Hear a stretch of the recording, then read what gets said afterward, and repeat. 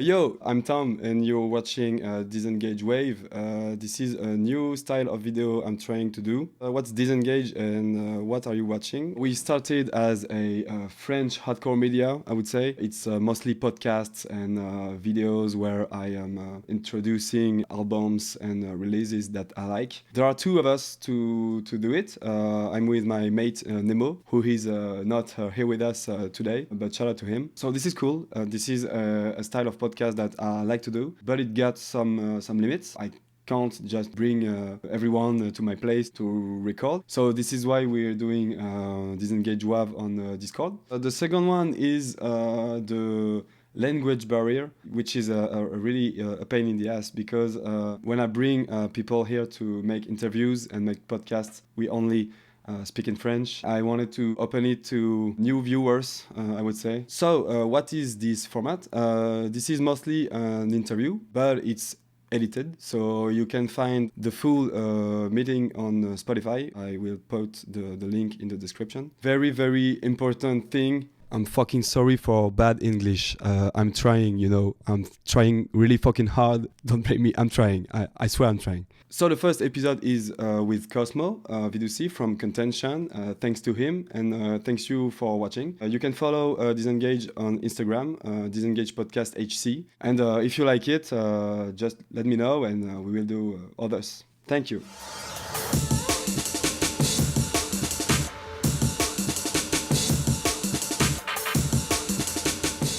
Hello, we're here with Cosmo, Vidussi from Contention. Can you introduce yourself? Yeah, my name's Cosmo Vidussi. I live in Florida. I play in the band Contention. I sing, if you can call it singing or whatever. But we're a Tampa band. I'm like 2 hours south of Tampa. So we're fake Tampa hardcore because I don't live there anymore. I moved away during COVID. I've been playing in Contention for what, like 2019, so that's like 3 years ago, almost 4 years ago. You wouldn't know that because we did like a few practices and put out a demo, and then it was a whole year of COVID, so there's like a blank year in there that we didn't accomplish anything at all. But I've been in hardcore like forever, like since I was probably like 13 or something. I started going to shows. I got into metal first, like all like the fucking like radio shitty metal that people get into first, or at least did back in like 2006, like Avenged Sevenfold playlist and all that stuff. Yeah, like I heard that shit first, and like all my friends were into that, and then I was like, I wanted to find like more extreme shit because I liked the parts of it where it was like hard and fucking unlistenable and made my parents upset and shit. So 2008, like 8th grade, I was probably like 12. I got into like I heard about Minor Threat and like the older shit, and in a way, when you listen to that shit and you're used to metal, like it's extreme in its own way, like the 30-second songs and just straight, just not blast beats, but just fast parts. Like I was listening to like Whitechapel and shit also, but in a weird way, Minor Threat was like more raw and like more extreme in a way, just the way it's just so Dillinger Escape Plan, like Converge, and also like Gorilla Biscuits, like all at the same time in like 8th grade. It used to be like the pipeline was just like you figure out what Metallica is on the Guitar Hero or some shit, and eventually you somehow make it to Marauder. What I say to introduce the band to people who may not know Contention, it's that it's the most European band. That's cool as shit, man. That's kind of what we went for. I mean, we wanted to play music that nobody else was doing over here. People fuck with it over here. It's just not that nobody's like starting, not nobody, but nobody where we were from was like starting bands that were influenced by that stuff. But it's like you find Repentance, and that's what I found first. And then I went back and I was like, who influenced these guys? And Josh from Contention kind of got me into more like the older European bands that influenced Repentance, like Archangel and shit. And I got into that stuff through him. Yeah, so Josh he kind of formed the band. Like it was kind of his idea. He was in Point of Contact, and they're still popular bands and one of the bigger bands from like our scene. So he was just trying to do something more metal, and he kind of like I think he went out of his way to find people he hadn't been in bands with. We had all played in bands, like everyone in Kentucky played in this scene for a while. He kind of just like recruited like 4 dudes.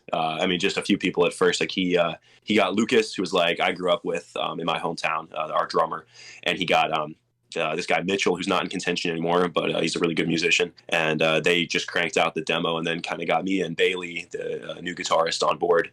and kind of went from there. But we had all played in bands. Like we played in a band called Inflict. A bunch of us played in that band together. I played in a band called Control System that I did vocals for. Josh obviously did Point of Contact. Six Paths, he does like an emo band called The Arrival Note and some other shit. I met Lucas, and he was the drummer for like my high school shitty like ceremony worship band, and we've just been like playing in bands ever since. Like if I'm in a band, generally he's gonna play drums for the band. It's just kind of how it works.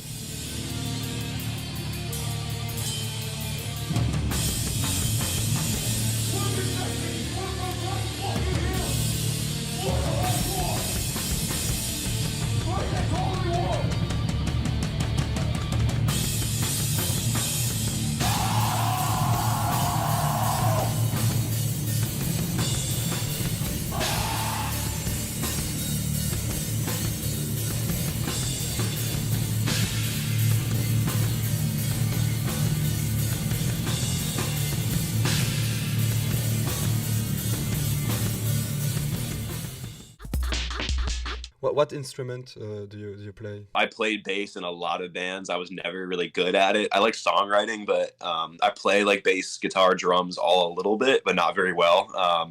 Finally, someone let me fucking sing in a band, so that's all I want to do now, man. After you play a few shows, like there's drawbacks, like you blow your voice out and shit, but I don't like playing live instruments. I'm just not good at guitar, bass, or anything. So I much prefer doing vocals live now.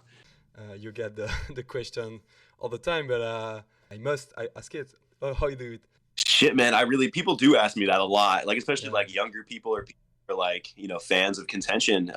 And I'm like, I don't fucking know, dude. Like I really have no idea. I didn't figure it out for a long time. Like I always wanted to do vocals. I would do like in my room in fucking 8th grade, I'd do vocals to like the Acacia Strain and shit, and I wanted to sound like that, and I was just never very good at it. And I did like those low vocals in bands for a long time, and I don't do them the right way. So like when I would do low vocals in Control System, I just shred my fucking throat. Like I couldn't do touring because after 2 days I'm shot. And eventually I just kind of figured out the high stuff, and the high vocals that I do, like they really just don't bother my throat. Like I got a little sick after like 10 days into the European tour. I was like not feeling great, and my vocals definitely sucked the last like 2 or 3 dates. It just comes easy. It feels like singing to me. Like it feels like regular like soft singing, just like doing a falsetto or something, and I just kind of clench my throat a little bit and it comes out that way. Here in France, we had a lot of bands. Maybe most of the 90s bands were like high vocals fronted, I would say. Like yeah. Some shit like Kickback, yeah, of course. Which is leading to me to a band that I don't know if you'd know them. It's an Italian band called From the Dying Sky. Oh yeah, man. That's a big influence on Contention for sure. It's the first thing that came to my mind. It was From the Dying Sky. The Bailey and Josh in particular are really big fans of that band. I don't know how, like, you know, I mean, I think a lot of like the metalcore, if you're like a metalcore dude, you probably know that band, but I don't think a lot of like more hardcore people, like I hadn't heard about him until Josh sent me a link like 2018 or 19 when we started the band. He's like, this is what we're going for, kind of. And I was like, cool.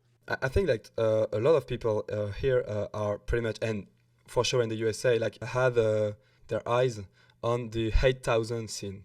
Yeah, I think it's getting more relevant than it used to be. It's weird, you know. Hardcore has these like phases where like there was a time when I remember where when I first got into hardcore, like 2008, 9, it was like not cool to have like really metal. You know, Trash Talk was like the big band, and like American Nightmare and Ceremony and shit. And these are all bands that don't have like they had thrash parts, but they don't have breakdowns. Now everyone thinks 8,000 is cool, and they definitely didn't think that shit was cool like 10 years ago. When you hear 8,000, I show like Congress or Liar to some of my friends. They say to me like it's annoying, and I kind of get that. I kind of get it because it's like we don't do metalcore this way like right now. Exception made for like Temple Guard. You said Temple Guard. What was the name of that record they just put out? The name was Spear of Revenge. Something like that. Yeah, it's definitely like way more like death metal influence than it's the dudes from Repentance, right? Isn't that right? Am I wrong? It's the dudes from Repentance, yeah. Yeah. I listened to it at work a few times, like when it first came out. It's good. I haven't really revisited it, but it was hard. I think we're going backwards. You know, we're experiencing like every era of metalcore, like point by point to get to the, I don't know, maybe it will last in the, I don't know, Heart Crisis type of shit.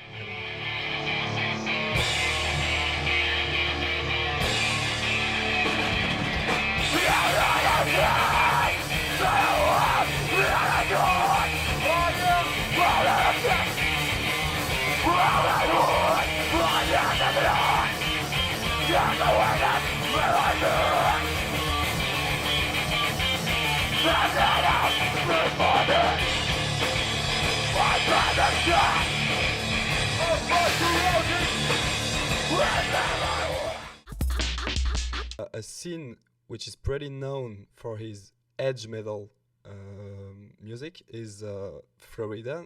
How does it influence you? Yeah, definitely. Yeah, Morning Again is definitely like an influence. I mean, I don't think I ever really saw them, but yeah, those. I mean, if you grew up here, you're just familiar with that sort of stuff, or at least you saw it on flyers and knew who the bands were and shit like that. Like Elegy was kind of doing way before we, got on this shit. Like before we were around, I saw them a couple times, and they were a sick fucking band. Hate Thousand and edge metal type stuff, and people love them. But then again, I think people just it's hard to play that shit. Like I can't play it on guitar. Like I can try to contribute riffs, but it's not like if you're used to playing hardcore music. Like that edge metal stuff's not easy. So I think maybe that's like a barrier for entry for a lot of bands doing that style, but.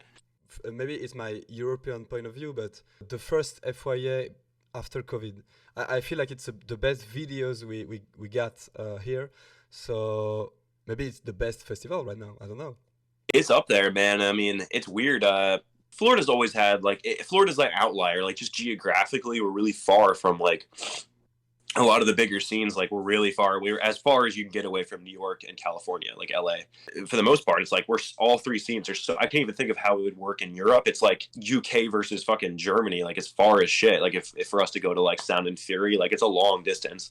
So yeah, it's really cool that there's this fest that's so close to us now. I mean, it's been around for probably almost a decade. I didn't go to the first couple, but I've been going ever since they moved it from Orlando to Tampa. I've been to all those FYAs.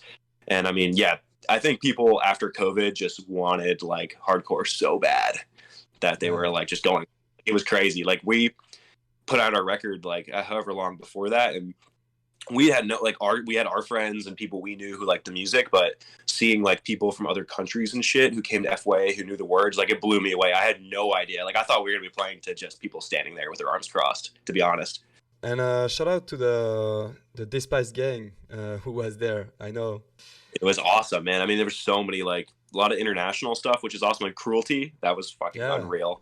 Maybe 2022 was the year for Contention, but, like, not the year for Contention. The first thing was that car accident, and I was like, what the fuck? It's kind of like... it's corny, but I wrote the line like on that song State of Nature. It's like survival in the name of spite. Like it's kind of our fucking philosophy on shit. Like it's ridiculous. Like it's just a joke at this point how much shit comes our way, and we just have to like, I don't know, like we just keep taking fucking losses like that and just keep going. But yeah, so the beginning of the year, that was fucked. Like we were definitely on a high. Like after FYA, like we were stoked, and we were stoked to be doing this. It was our first like we had done like weekender tours where it's just like 2 or 3 days. This is our first like 5+ day tour. None of it's not our fault, but we shouldn't have been driving as long as we were driving, just because it puts you at risk for like you shouldn't drive overnight. You shouldn't drive overnight. Like bottom line, like we still have times, but it's fucked. Like American roads just aren't safe, and the just especially different parts of the country. And Texas is just this giant fucking flat wasteland, and you got to drive a long distance between places. And we couldn't find a date that was closer. And you can't expect a fucking dude to just come barreling the wrong way down the fucking highway. Like that song "Revenge Directive" off of Summer Offensive.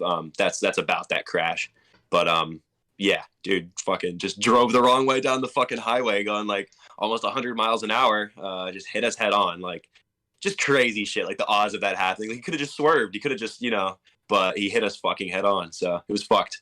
But like we're not sensitive about that shit. I don't mind like talking about it. It's just like at this point it's a joke to us that we're just like, dude, like how fucking unlucky are we? That's so fucked up. We didn't realize what was happening. Like we thought the dude was on the other side of the highway until the last second. Well, you like see somebody coming right at you on the highway, and you're like, how the fuck? What is happening? Is he in the other lane? Like, these swerve over? He was like blackout drunk, is what they said. And you know, we had no interaction with him. I think he tried to keep going after he hit us. Like, the way he hit us, like it kicked our van into the air. Okay. So we got way more fucked than he did. I think, I don't know exactly how bad he ended up, but he went to the hospital with us, but we never saw him. Just don't drink and drive. Like, so fucked up.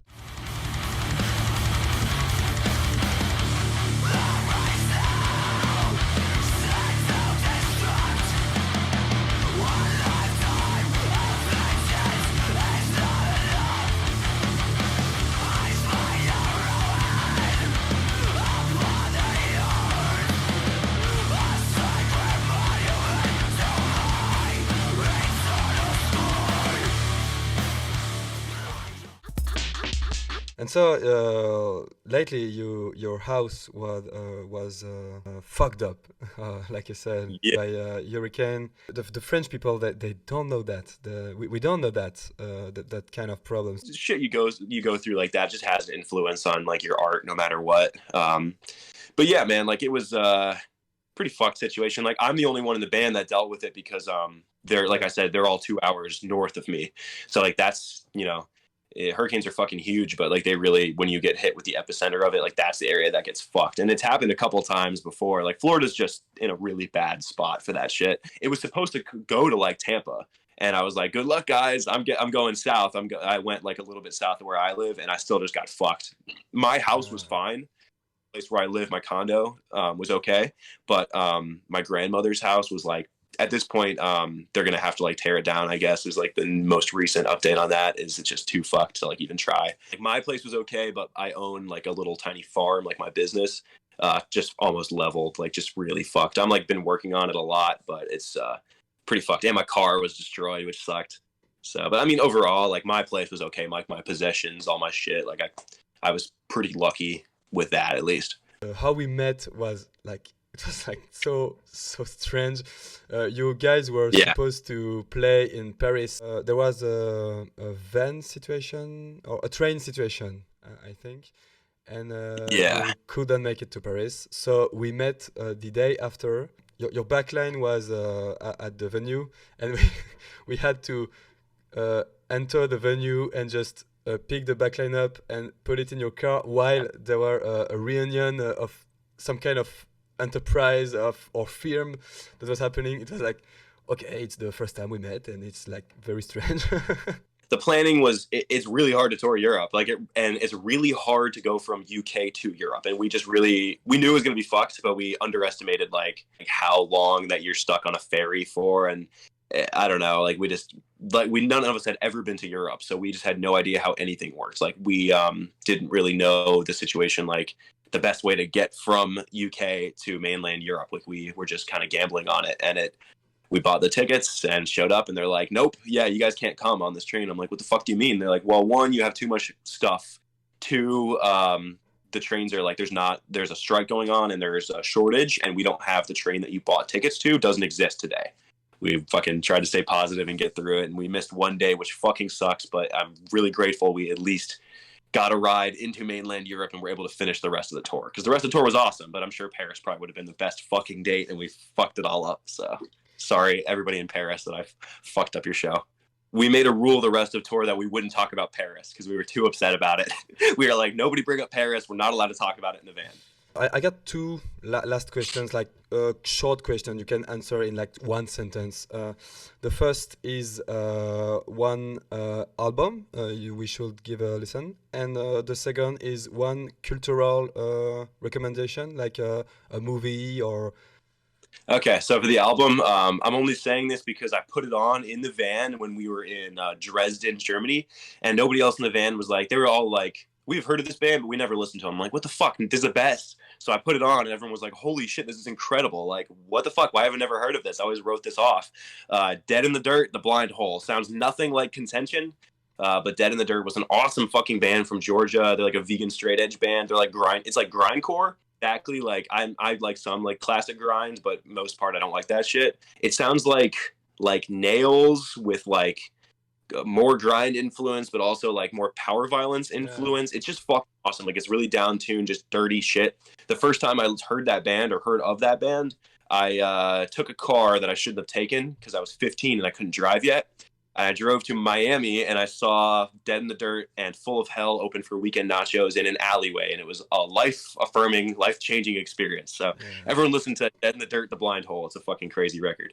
A lot of shit, not even in just Contention. I've always ripped off this dude's stuff in my work. Cormac McCarthy. Like if anybody knows me, they know I'm like a massive fan of this author, Cormac McCarthy. He's putting out a new book now, but the best way to get into his shit is to read The Road. His book The Road. It like changed my life for sure. It's like a post-apocalyptic novel. It's the opening sample to the Contention EP, Laying Waste, was from Blood Meridian, another one of his books. I annoy like my friends and my girlfriend and stuff because I listen to like literary explanation podcasts and shit. Like I'm obsessed with this dude and his work. So yeah, that's the most. It's a little bit of a hard read. He doesn't use quotation marks. So thank you, Cosmo, and see you maybe in Europe one more time, or for shot trading, or maybe a breakthrough reunion. I don't know. Love to. All right, man. Take care. Appreciate this. Thank you, man. Back then, hoes didn't want me. Now I'm hot hoes all on me. Back then, hoes didn't want me. Now I'm hot hoes all on me. Back then, hoes didn't want me. Now I'm hot hoes all on me. Back then, hoes didn't want me. Now I'm hot hoes.